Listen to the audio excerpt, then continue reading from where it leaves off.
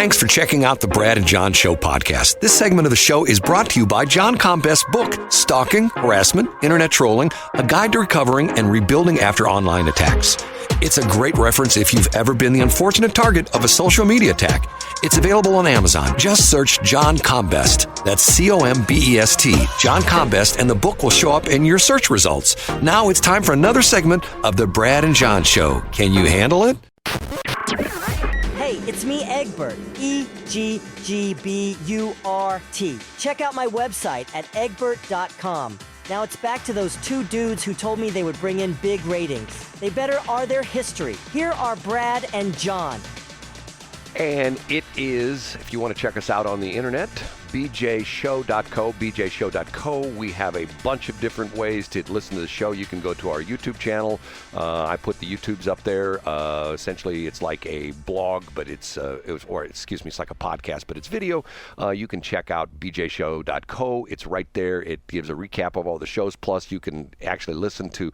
We do the show in 3 segments. You can listen to each one of the segments, and John does an excellent job of describing what segment is what is contained in each segment, especially in the first segment where he details all the different things he talks about. Right, John?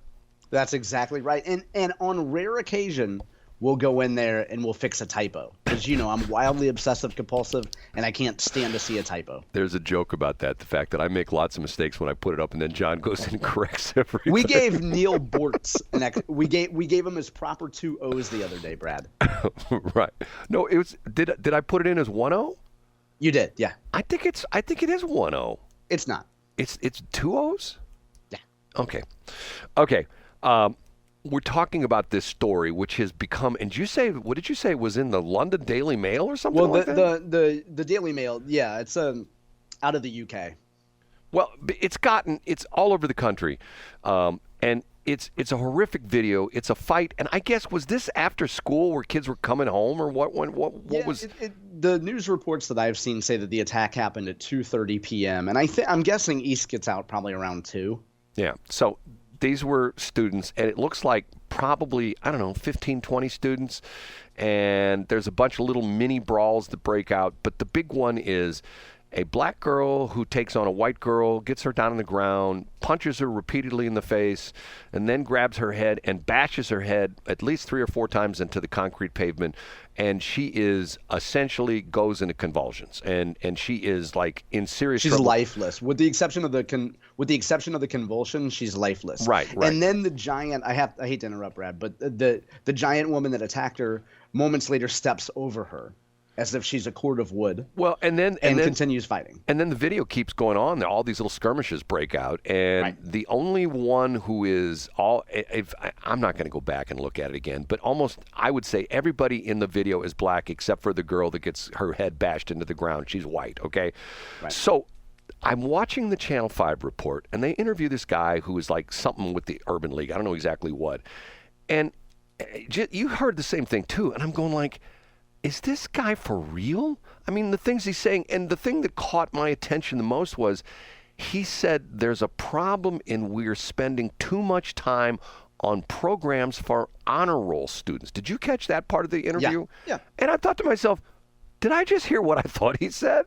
He's essentially saying that we're not honoring our scholars. And once again, scholars could be black, white, Indian, Chinese, whatever.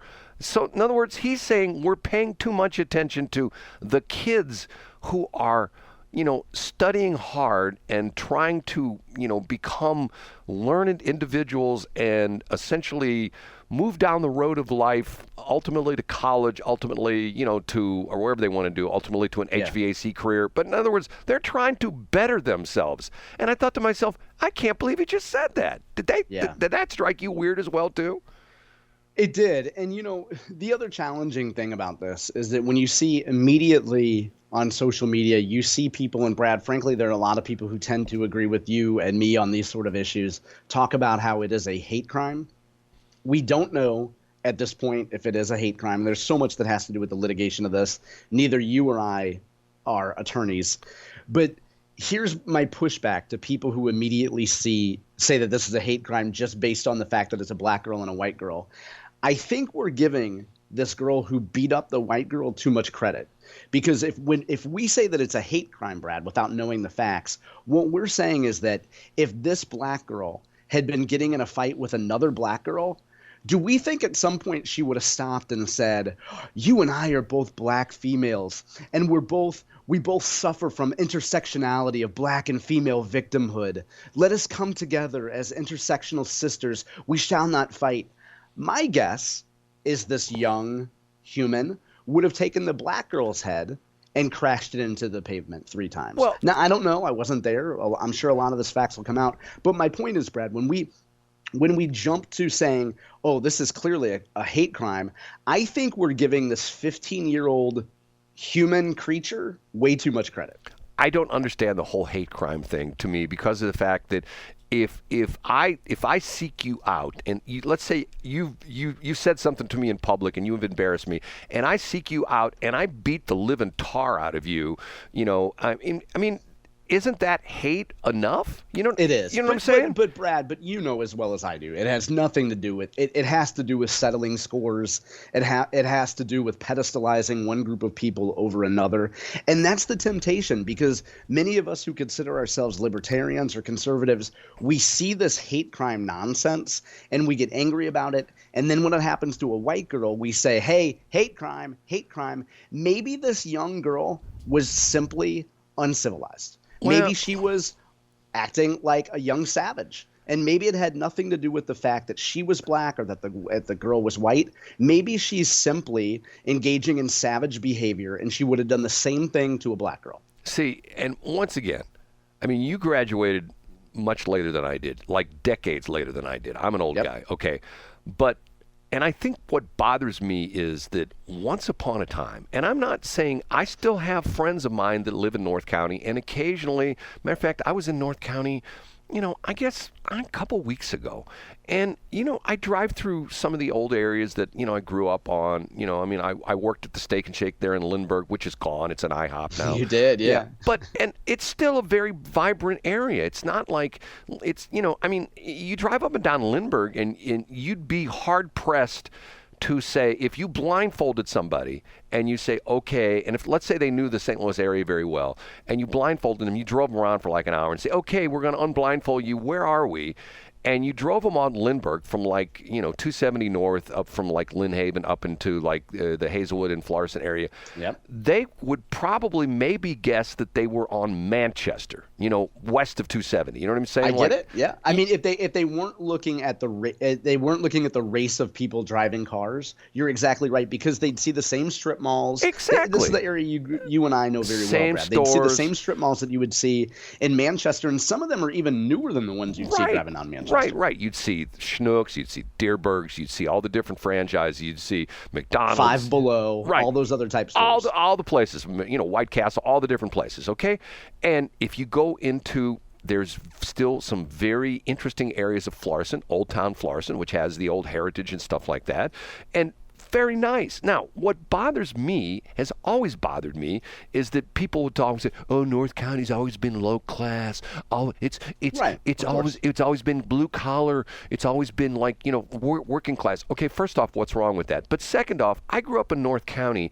My dad was a civil engineer. My mom and dad were both graduates of Washington University. My mom and dad both went on to get advanced degrees. My next door neighbor was an electrical engineer for Emerson Electric. I grew up with kids whose their dads, and once again, this is back in the day, their dads were electrical engineers, aeronautical engineers for McDonnell Douglas in the day. I mean, these were people who were brilliant, well-educated, white-collar workers, but yet nobody, it's always been low-class, blue-collar. No, it's not. I can take you areas in North County. I remember, I think I told you this, that goofy lady who ran the Better Together, what's her, I think it was something Rice. Do you remember what we're talking about? The Better Together. I don't remember a Rice, no. She ran Better Together? Well, I can't remember her name. Anyway, when they were doing the Better Together thing, when they're trying to, merge the city and the county thing, she came out to the St. Charles, or to the O'Fallon Chamber of Commerce. We had a lunch with legislators kind of thing, and she came out, and she makes some snide comment about, well, with Better Together, we'd be able to improve areas. Like, if you've ever driven along Natural Bridge, out by... Oh, Nancy Rice. I just looked it up, Nancy Rice. Yeah, and she says, if you ever driven along Natural Bridge out by the airport, Lord, that stretch by UMSL, it's just horrible. I think to myself, who the hell is she? Have you driven? If I've driven that recently, I mean, like 2 weeks ago. There are some incredibly beautiful houses in there. UMSL is a very beautiful campus. And I'm going like, where does she live? Like, does she live like in Frontenac or something like that? Yeah. And so, Brad, to your point, first of all, and yeah, I mean, obviously the area has changed demographically huge. You and I, in one of our first shows, talked about the documentary called Spanish Lake. Oh, yeah. And Brad, and I mean, in the 1960s, the demographic of folks, even professionally, who lived there was different than it is in 2024, for sure. But secondly, who cares what people – it's easy for us to say because we're older, but who cares what people say about the area of North County? My dad was a firefighter, and on his days off, he drove a beer truck. Like, I've come from a working-class family in a working-class neighborhood, and I'm proud of it. And if people have bad things to say about Spanish Lake, that's fine. Like, I mean, I don't judge my value by what people think of where I'm from. Well, I just find it sad that an area that has so much positive history has turned into this like demonic place where it's like, oh, you can't go to North County, and it's like, but see, I guess I'm somewhat fearless because I'm the guy that has no problem with driving into East St. Louis. I'm the guy that used to work in Sauget, so right. So now, Brad, let me interrupt though to play devil's advocate here. I mean, I don't think you're worried about people knowing that you might have a little bit of protection with you when you go, right? No, wait, not in Illinois. I can't. Okay, well, not in Illinois, but I mean, like, if you're driving through North County, I don't. Like, I have no fear whatsoever. I just don't. It just doesn't bother me. I mean, once again, I mean, it just see. We'll move on. Okay. Now, but let's talk too. So, as always, when you have a case like this, there's so much information. And did you see any social media posts about this, Brad? Yeah, quite a few. For example, Valentina Gomez, who's the woman who's running for Secretary of State, she tweeted that she wanted Mayor of Hazelwood, Matt Robinson, to resign immediately. Why? Well, because she saw the name I'm guessing Valentina or somebody from her campaign or whoever is running her Twitter saw that the name of the school was Hazelwood East. So she called on people she called on Matt Robinson, mayor of Hazelwood. Now, for folks who don't know geography very well, yes, no Hazelwood kidding. Is not adjacent to Spanish Lake. No, Hazelwood is not even adjacent to Blackjack. It's probably, but people see the name Hazelwood, and so now her original tweet, Brad. Let me pull it up here. Her original tweet has 470,000 views, in which she says that she wants Mayor Matt Robinson to resign. And so now I corrected her on this, and of course it wasn't acknowledged. But facts don't matter when it comes to stuff like this. It's just, let's jump on this, let's guess at a geography, and let's promote it. Okay, for those of you who don't know the geography here, let's give an example. I would say Hazelwood is probably a good 8 to 10 miles west of where this happened. Wouldn't you sort of agree with that? Oh, I was going to say 10, yeah. I bet it's 10 miles away. Right, okay. And the area we're talking about is and there's a crazy story about this, and I lived it because I lived in this area from the time I was 5 or 6 years old, right there in Claudine. It's a very large section of North County that is unincorporated St. Louis County. It is not it's not part of Florissant or Hazelwood or any of that. It's unincorporated North St. Louis County. That's exactly right. And there is no city. There's no mayor. There's no alderman. There's no mayor. And we're under the Spanish Lake is under the jurisdiction, so to speak, of St. Louis County Police Department. Right. And it's just, so for sure she said that, and she said specifically he should resign because of the. So Brad, if you go to my Twitter, I'll send it to you on the break. So I corrected her and I let her know that the Spanish Lake is not Hazelwood, and also for what it's worth, to give him credit, Wesley Bell stepped up and pointed out the fact that these folks are that the attacker is a juvenile and that his case and that his office has no jurisdiction over this. Let me see here. Our office has no jurisdiction. This is a juvenile court matter unless it is certified. And by law, certification is not our decision either. We pray the victim makes a full recovery. This is just heartbreaking. Wesley Bell, but for what it's worth, if it's worth anything, Wesley Bell also attended Hazelwood East. Well, the interesting thing about, I have to tell you, the media somewhat demonized Wesley Bell because they said he was going to be another Kim Gardner. maybe another George Soros-funded prosecutor. Exactly, another George Soros, like the Chesia Bowden, whatever his name is, the guy that got ousted. Yeah. What was that in San Francisco? See, I think this is me. I think he's done a pretty decent job. And I think the interesting thing for me is I see the guy show up at a lot of events.